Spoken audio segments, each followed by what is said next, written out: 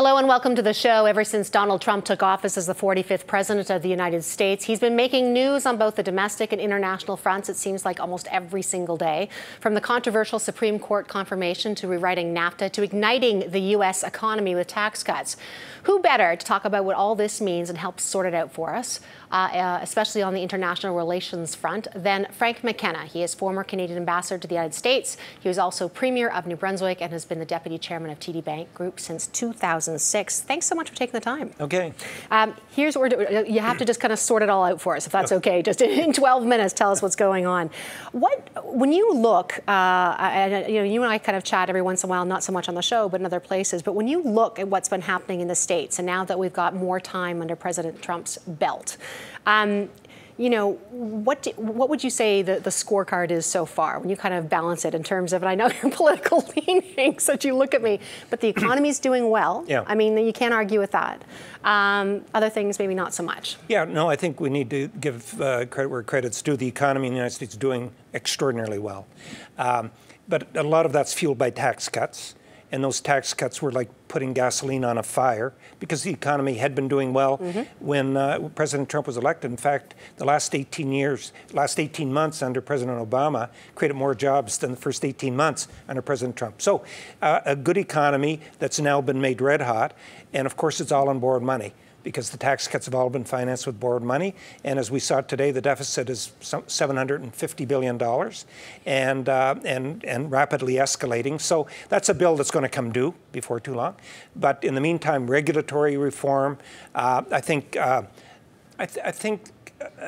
the animal spirits that have been unleashed in the United States through the tax cuts and so on has created a red-hot economy. On the other side of the coin, tariff barriers are just a net loss for the United States of America and the rest of the world. So I don't think that's very good. Reducing immigration means the United States is being starved of badly needed labor and badly needed intellectual firepower at a time when that's badly needed. So I think those are big negatives. And then there's the hostility that the president has shown towards all his traditional allies around the world. I think that's creating new alliances, which is not healthy in the long term for the United States. Let me ask you then, what do you think is going to happen in the midterm elections? I mean, we're getting close, and I've heard speculation, that the Democrats could take it all. I've also heard speculation the Republicans could take it all. Do we know? No, we don't know, and there's 3 weeks to go, and quite frankly, the polls were wrong for the presidential election, so they could be wrong again. But here's the way it looks right now. It looks right now as if the Republicans will not only win the Senate, but increase their seats. Problem is one of arithmetic for the Democrats. There's about 23 or 4 Democrats that are running in this election, about 9 Republicans. So the law of averages would tell you the Democrats are much more vulnerable. And they're vulnerable to the point where they may very well lose a couple of seats. The House is a different story. Everybody's running. And in the generic vote total has the Democrats ahead by about 7% or something of that range. The problem is that because of the voter suppression activity that Republicans have been so good at and the gerrymandering, the calculus is that you would need about 7% increase in popular vote over your opponent in order to be able to win. So the Democrats right now are at maybe 7.2%. So they're in the range where they are likely to win the House. And that could change in the next several weeks, but at this stage, the trend line would have the Democrats winning the House. We're going to talk a lot about, I think, how this translates for us in Canada. But just if, then let's just go through some scenarios. Democrats take everything. What happens? Well, that just changes everything if the Democrats win the Senate and the House. But they're not going to win the Senate. I can just tell you that right now. But if they did that, they could block.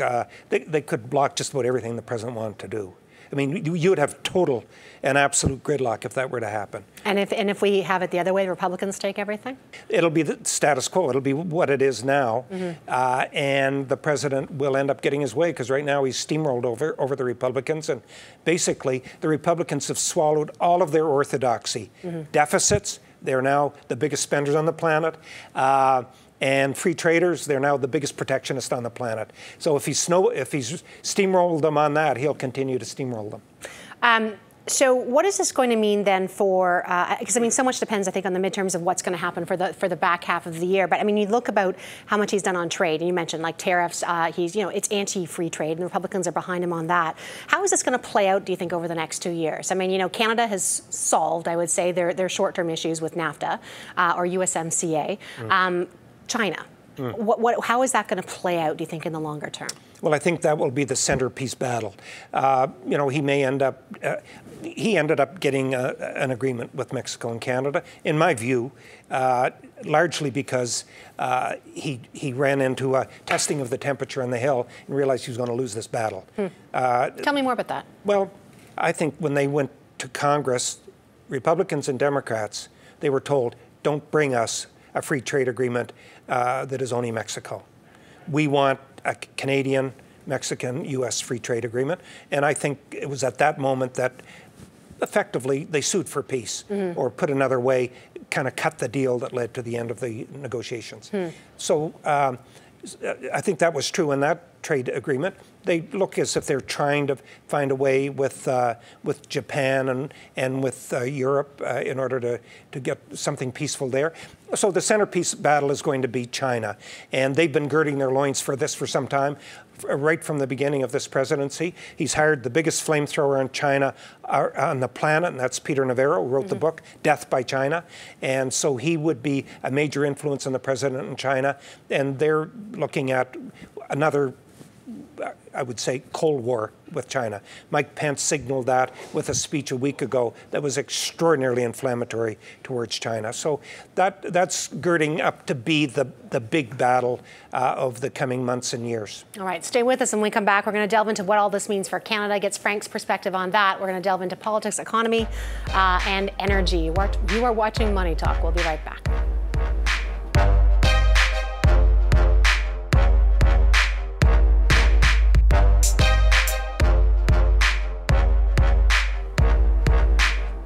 We're back with Frank McKenna. He is Deputy Chairman of TD Bank Group since 2006, and of course the former Canadian Ambassador to the United States. We've been talking about everything that's been going on in the States, also talking about China.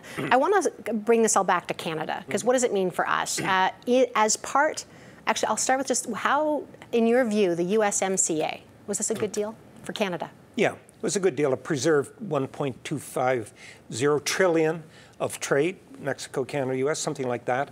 At the end of the day, there's some nicks on it, but we do have the guardrails that will allow us to continue that extraordinarily profitable relationship. What about, we were talking about China, and as the U.S. escalates and gets ready, one of the clauses I know that's caught a lot of attention is, the ability to have free trade with a non-market economy. I spoke with a lawyer last week who talked about this USMCA putting together a fortress North America, which just is going to basically prevent Canada from doing much in China. Is that accurate, do you think? Well, I don't subscribe to that particular theory. And by the way, we need to watch what goes on with China and the U.S. very, very carefully. As Canadians, we know that what the fat guy in the canoe does is very, very important.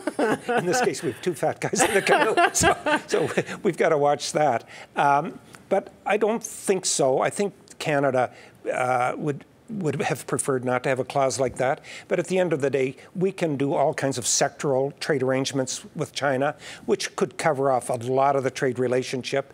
Getting to a final free trade agreement with China is probably a 5 or 10 year journey anyway. Yeah. And after that time, the current administration will be long gone, and we may be dealing with people that have a different perspective. In the meantime, we can get most of the juice out of the relationship without infringing on that clause. What's next for Canada? Again, the focus has been so much, I think, for collectively, I think a lot of businesses, CEOs, everyone's holding their breath, waiting for this to happen.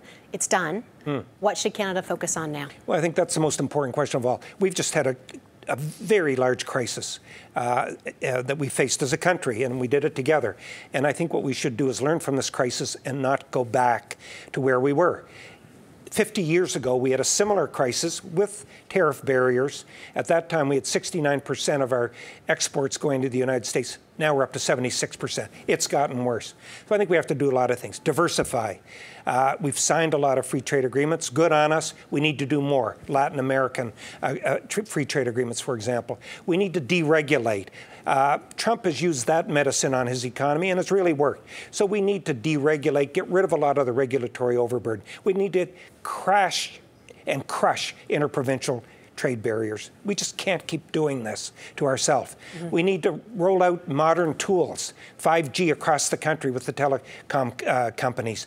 We need to recruit the best and the brightest immigrants to Canada, taking advantage of the dislocation in the world. And we're doing a lot of that now. We need to do more. We need to orderly dismantle supply management so that we can be generous with the farmers, but allow them all to compete in the world economy the way that 80 to 90% of other farmers compete in the world economy. We need to there's some things we should fix in healthcare, which is probably one of the most important values we have as a country. We still have a gaping hole with pharmacare, and I think we should start with catastrophic drug care, something that's probably chewable and manageable, and use that as a model to try to go further in the fullness of time. But there's a lot of things we should fix with the crisis that we have. We should use our capital to fix stuff. We should deal with the pipeline issue, a national energy corridor from coast to coast, things of that nature that would fix a lot of problems.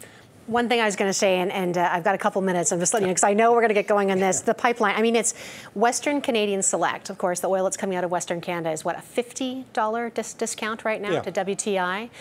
Is that a symptom of all these things we need to correct, do you think, in your opinion? It is. We can't get stuff done in Canada. You know, if you want to build an office building in Toronto, it's okay. If you're out in Alberta, Saskatchewan, or the other parts of Canada and try to get anything done on the resource sector, the so-called permit economy, you can't get stuff done. And it's killing us in terms of our world reputation and in terms of the wealth creation in Canada and the money we have available for the poorest of our citizens. Right now, today, we're losing $100 million. As we speak here, we're losing millions of dollars. On this Western Canadian Select, as an example. But people have to understand that oil is selling in the world now at about 75 or 80 bucks. We get 25 or so. We're still producing the oil. We haven't stopped producing it. We're producing it at a loss and selling it at this giant discount. I don't believe any fair-minded Canadian would accept that result, would think it's right that our nurses and our teachers, our social service recipients, all of these people are being denied all of the good things that could be available to them because we don't have the courage to deal with an issue that is very simple, and that's access to markets. Sounds like a platform, Frank. I was going to say, I keep hoping you'll run, but anyway, Frank, thanks so much. You're welcome. Thank you. Frank McKenna, Deputy Chairman of TD Bank Group, and again, former Canadian Ambassador to the United States.